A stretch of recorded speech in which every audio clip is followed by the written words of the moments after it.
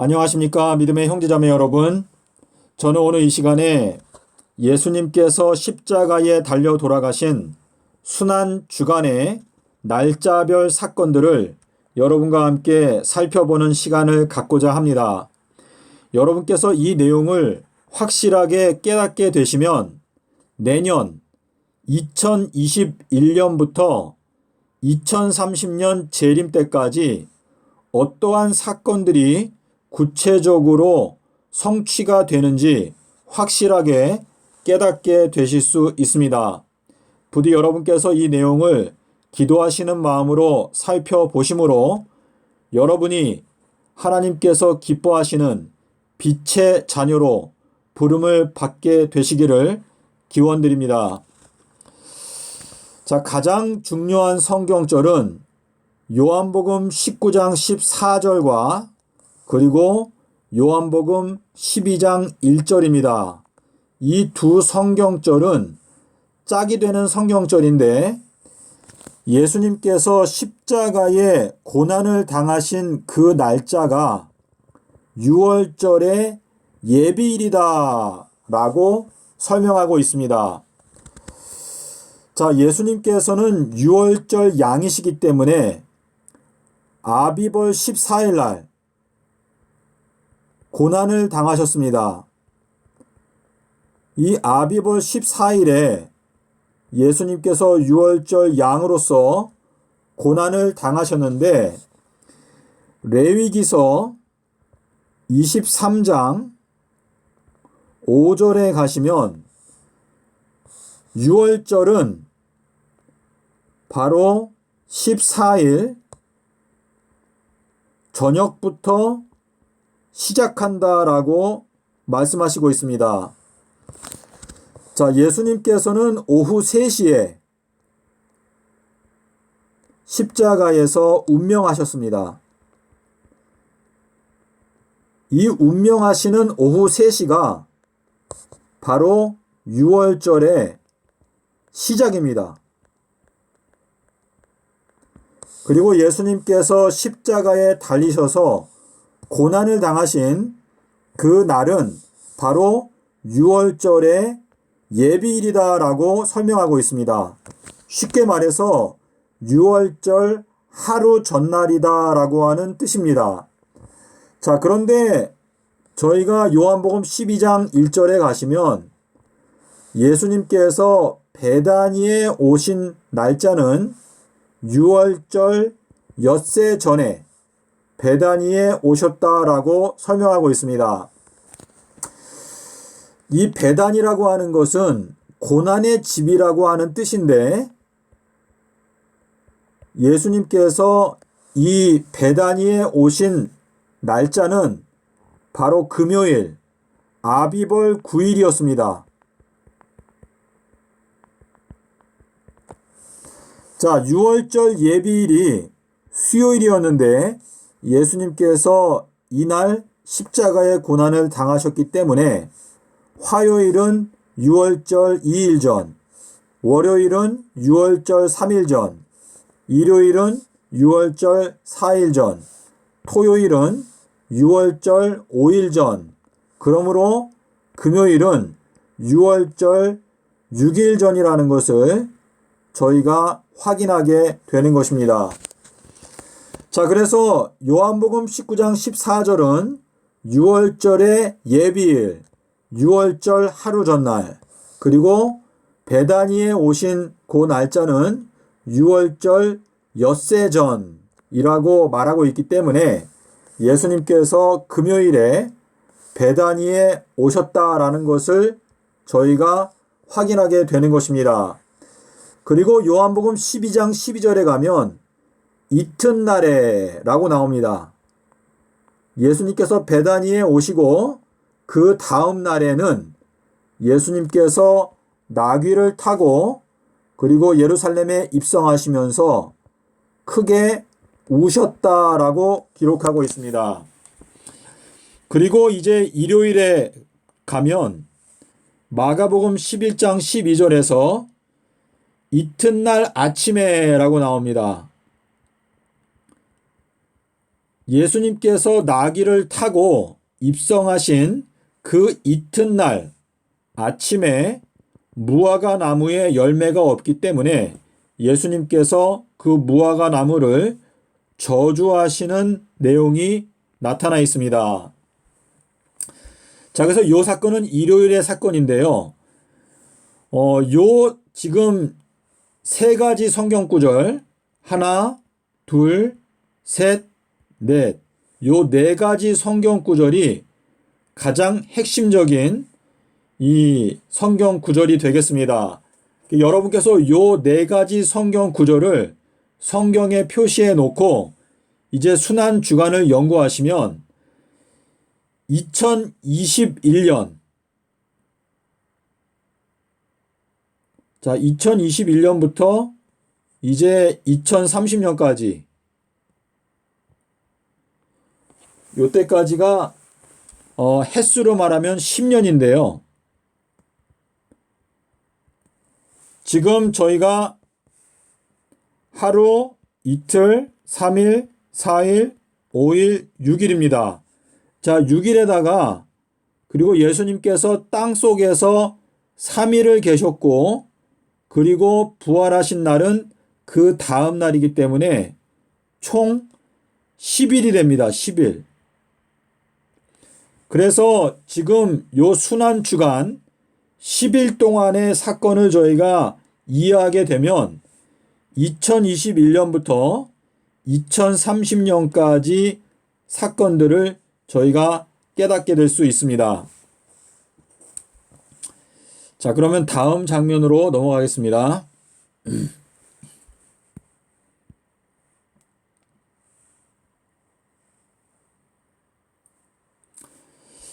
자, 여러분, 요 내용을 여러분께서 이 컴퓨터 모니터로 크게 보시면서 요 내용을 여러분께서 연구하시면 이 예언의 말씀을 확실하게 깨닫게 되실 수 있습니다. 자, 요 순환 주간이라고 하는 것은 재림 전 10년의 예언을 공개하신 것입니다. 자, 검은 글씨는 서기 30년 순환 주간의 날짜별 사건을 설명한 것이고, 파란 글씨는 AD 26년부터 서기 33년까지의 그 사건들을 설명해 놓은 것이고, 그리고 빨간색 글씨는 앞으로 2021년부터 성취되는 예언에 대해서 기록해 놓은 것입니다. 자, 그러면 저희가 이 검은 글씨부터 한번 살펴보도록 하겠습니다. 자, 예수님께서 이 베다니에 오신 것, 요것은 아비벌 9일날 6월절 엿새 전에 요 베다니에 오셨습니다. 요 베다니에 오셨을 때 마리아가 지극히 귀한 향유를 예수님의 발에 붓고 그녀의 머리카락으로 그 예수님의 발을 씻었습니다. 자, 그리고 이제 10일에는 예수님께서 나귀를 타고 입성을 하셨습니다. 그리고 요때 예수님께서 우셨습니다. 그리고 11일에는 예수님께서 무화과 나무를 저주하셨습니다. 그리고 12일과 13일에는 예수님께서 성전에서 가르치시고 또 바리새인들과 사두개인들과 여러 논쟁을 하셨습니다. 그리고 14일에 예수님께서 십자가에서 죽으셨고, 그리고 15일, 16일, 17일은 예수님께서 땅 속에서 지내셨고, 그리고 18일에 부활을 하셨습니다. 자, 지금 요 날짜별로 보시면은 15일은 요한복음 19장 31절, 15일 날 요한복음 19장 31절, 그리고 16일에는 마가복음 16장 2절에 안식일이 지나감에 여인들이 향품을 샀다. 자, 요 15일은 안식일이었습니다. 큰 안식일. 그리고 17일은 요 내용은 마태복음 28장 1절에 일주일이 다하여 가고라고 설명하고 있습니다. 자, 그래서 18일 날 예수님께서 부활을 하셨습니다. 자, 그럼 이제 파란 글씨로 저희가 확인을 좀 해보겠습니다. 파란 글씨는 이제 AD 26년도에 침례 요한이, 여러분께서 누가복음에 가시면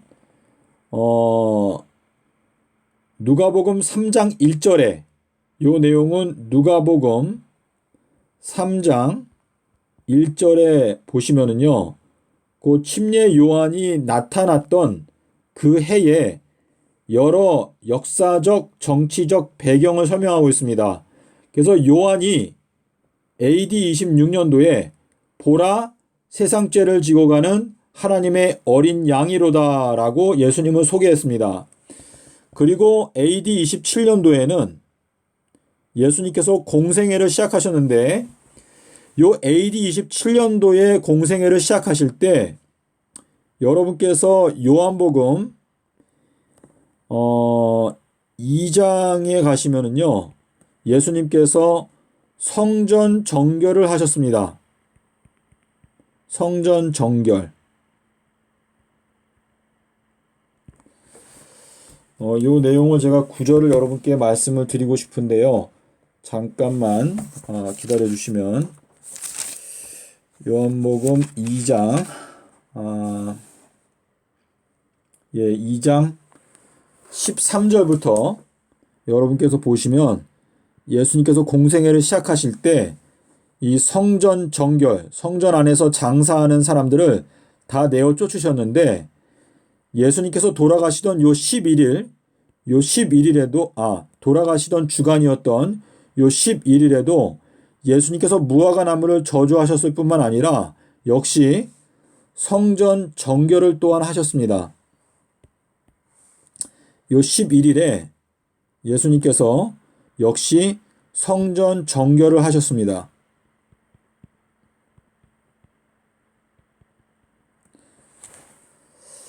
자, 저희가 이제 파란색으로 된 내용을 계속 살펴보겠습니다.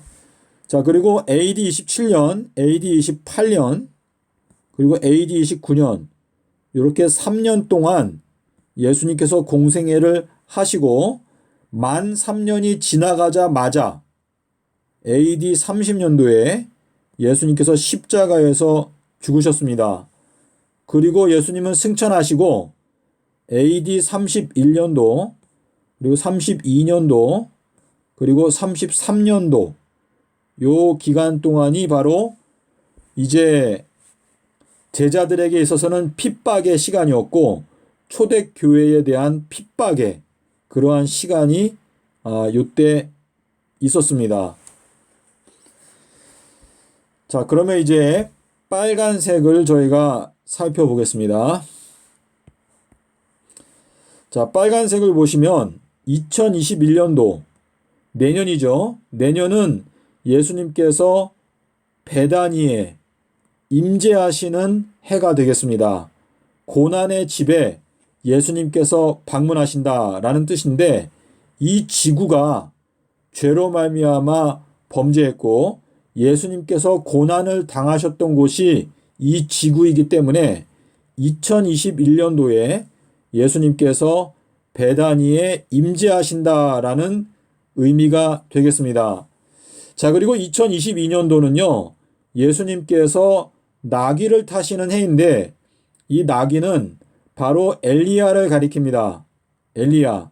그래서 2022년도는 엘리야의 기별이 좀 더 확실하게 여러분의 귀에 들리는 때가 되는데, 이때에 예수님께서 엘리야 나귀를 타고 우십니다. 예수님께서 우신다.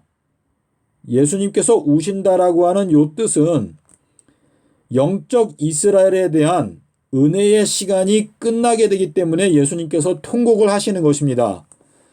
그리고 나서 2023년도가 되면 이때에는 무화과 나무가 저주를 받았던 것처럼 영적 이스라엘, 다시 말해서 기독교인들에 대한 성령이 거두어지게 되기 때문에 영적 이스라엘이 영원히 말라버리는, 열매를 맺을 수 없는 처지에 빠지고 말라버리게 되는 그러한 사건이 2023년도에 있게 될 것이다 라는 의미가 되겠습니다. 자, 그리고 이제 2023년부터 2026년 봄까지 이 1260일 동안에 비가 오지 않는 이 기간 동안 두 선지자가 이제 활동하는 기간이 되겠습니다. 그래서 이 두 선지자는 예수님께서 택하신 14만 4천인들을 양육하는 역할을 합니다. 양육.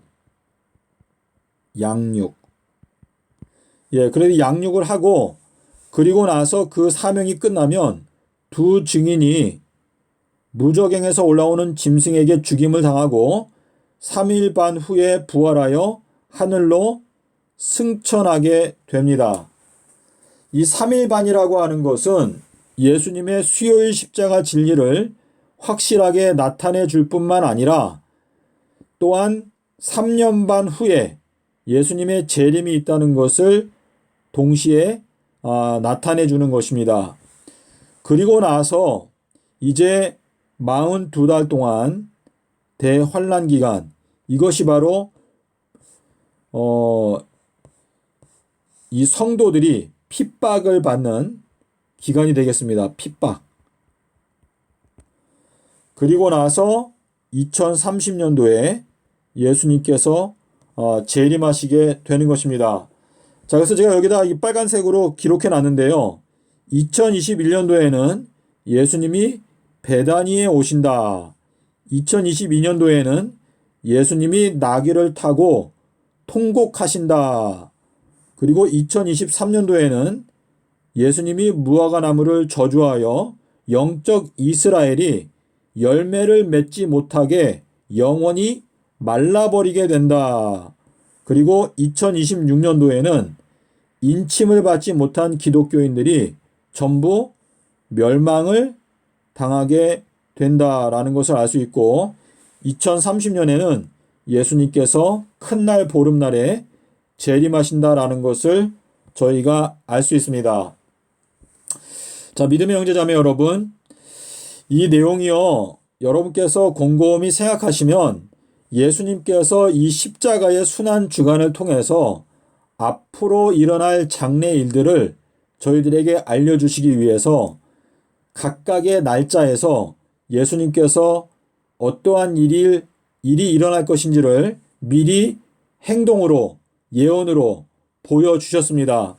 이 내용을 여러분께서 기도하시는 마음으로 살펴보시면 이제 내년도에는 예수님께서 베다니에 오신다. 자, 예수님께서 초림하셨을 때는 심판하러 오신 것이 아니라 세상을 구원하기 위해서 왔다. 하지만 재림은 심판의 주로서 오십니다. 요한복음 5장 22절에서 심판하는 권세가 예수님에게 있다고 말씀하셨고, 그리고 계시록 14장 7절에 가면 하나님의 심판하실 시간이 이르렀음이니라고 말씀을 하셨거든요. 자, 그래서 내년도에는 예수님께서 베다니에 오시고, 그리고 2022년도에는 예수님께서 나귀를 타고 우신다라고 말씀하셨습니다. 여러분께서 엘리야의 기별을 받아들이지 않게 되면 결국은 두 증인의 기별도 받아들이지 않게 되고 결국은 진리를 거절하게 됩니다. 예수님 당시에도 침례 요한을 거절했던 사두개인들과 바리새인들은 결국은 참된 증인이신 예수님을 거절하였습니다. 이 말세에도 똑같습니다. 그러므로 여러분께서 이 엘리야의 기별의 특징은 무엇인가 하면요, 누가복음 1장 17절에 보시면 이 침례 요한이 의의 지혜로 사람들을 돌이키게 한다라고 말씀을 하셨습니다. 근데 요한복음 7장 24절에 가면 예수님께서 말씀하시기를 너희가 사람을 외모로 판단하지 말고 의로운, 정의로운, 의의 판단으로 판단해라. 공의로 판단해라. 라고 말씀을 하셨습니다.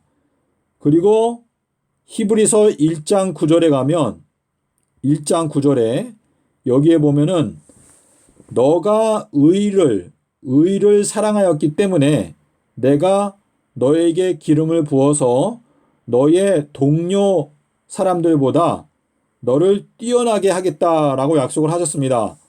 그래서 저희가 이 사물을 판단할 때 항상 정의롭게, 공의롭게 판단하고자 노력하게 된다면 저희가 엘리야의 기별을 듣고 깨닫게 될 수 있습니다.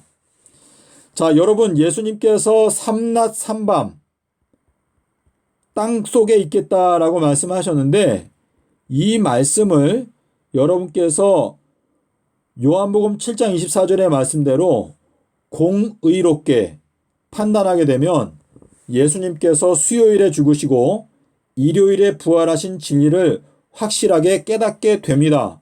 그러면 여러분께서 엘리야의 기별을 확실하게 깨닫게 될 수 있고 진리의 편에 설 수 있게 될 것입니다.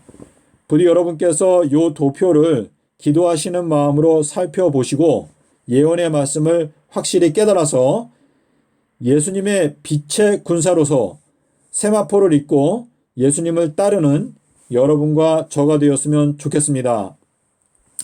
자, 제가 이제 영상을 마치면서요. 제가 한 가지 최근에 일어났던 간증이라고 할까요? 제가 지금 충청도 공주에 와 있는데 저희 동네에 1년 9개월 동안 몸이 아파서 누워 계시던 분이 있었는데요. 제가 이 성도분께 방문을 해서 제가 삼낮 삼밤 땅속에서 라고 하는 말씀을 제가 전해드렸습니다. 제가 요분 댁에 3번 방문을 했는데 지난번에 요번 달 4월 4일 날 요날이 이 예수님께서 나귀를 타고 입성하신 날인데 나귀 아비벌 10일이거든요. 요날 제가 방문해서 삼낮 삼밤 땅속에서 라고 하는 요 말씀을 제가 전해드렸는데요. 이 1년 9개월 동안 아파서 누워 계시던 분이 이 삼낮 삼밤 땅속에서 이 말씀을 듣고 4월 4일 날 그 병상에서 일어나서 회복이 되었습니다. 자, 그래서 지금 일주일 정도 지났는데 1년 9개월이면은 21개월인가요? 예, 21개월 동안에 아파서 누워 계시다가 지금 삼낮 삼밤 땅속에서라고 하는 이 말씀을 듣고 회복이 되어서 지금 매일같이 성경 공부를 하고 있습니다. 그래서 지금 두 내외가 함께 성경 공부를 하게 되어서 이제 진리의 말씀을 함께 배우게 되는 그러한 기쁜 일이 있었습니다. 자, 그래서 제가 지금 충청도 공주 선항리, 여기 선항리라고 하는 동네에 제가 이사를 왔는데 이 선항리라고 하는 요 뜻은 황새라고 하는 뜻이거든요. 근데 예레미야서 8장 7절에 보시면 황새는 정한 때를 안다라고 말씀을 하셨습니다. 그래서 제가 이 이사 온 동네가 이 성경적으로 굉장히 좋은 의미를 갖고 있는 동네에 제가 이사를 왔는데 이 정한 때라고 하는 것은 모에드, 예수님께서 재림하시는 날짜에 관한 것인데 제가 지금 선항리길 115 라고 하는 115번 길에 제가 주소를 갖고 이사를 왔습니다. 그래서 지금 이 황새는 정한 때를 안다. 예수님께서 재림하시는 날짜를 안다. 이렇게 말씀하셨는데요. 예수님께서 재림하시는 날짜가 유대력으로 1월 15일이죠. 1월 15일 날 예수님께서 재림하시는데, 제가 이 선악리에 와서 예상치 못하게 1년 9개월 동안에 누워 계시던 우리 성도님께서 삼낮 삼밤 땅속에서라고 하는 말씀을 듣고 병상에서 일어나서 지금 기쁨으로 성경의 말씀을 함께 연구하고 있습니다. 여러분께서 시편 107편에 보시면 여호와께서 말씀을 보내셔서 우리들을 고치신다라고 하는 약속의 말씀이 있습니다. 시편 107편 20절입니다. 107편 20절에 보시면 하나님께서 말씀을 보내셔가지고 우리들을 고쳐주신다라고 말씀을 하셨는데요.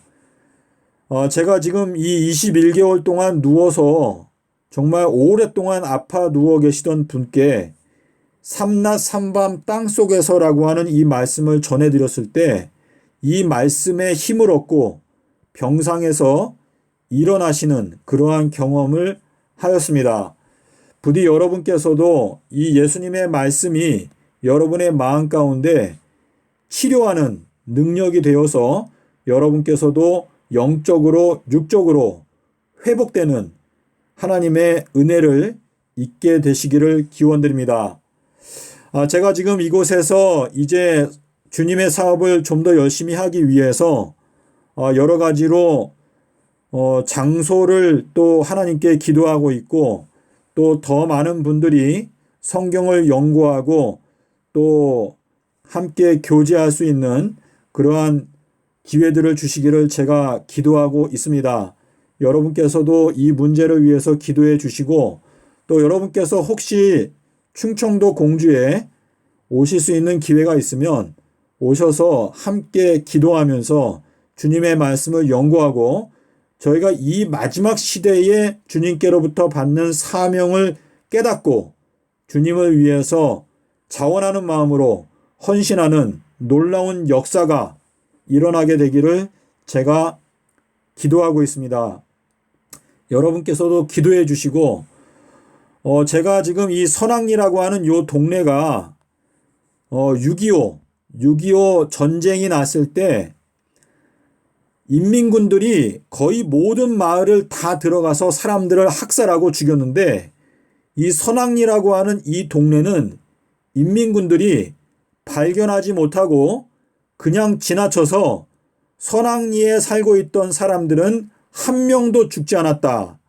그래서 이 선악리라고 하는 이 동네 이름이 벗어났다라고 해서 버선리 또 버승리라고 하는 이름이 붙었다고 합니다. 자, 그래서 저는 이 마지막 때에 대환란이 오는데 이 선악리에 살고 있는 우리 하나님의 자녀들이 하나님의 축복을 받아서 이 대환란의 때에 그 어려움으로부터 벗어나게 되는 그러한 은총을 하나님께서 베풀어 주시지 않을까 하는 기대감이 생기고 있습니다. 여러분께서도 이쪽 주변으로 오실 수 있다면 좋겠다는 생각도 드는데요. 여러분께서 주님의 사업을 위해서 기도해 주시고 또 함께 이 주님의 말씀을 연구함으로 주님의 뜻이 반드시 이루어질 수 있도록 저희가 함께 헌신하고 협력하면 좋겠습니다. 감사합니다.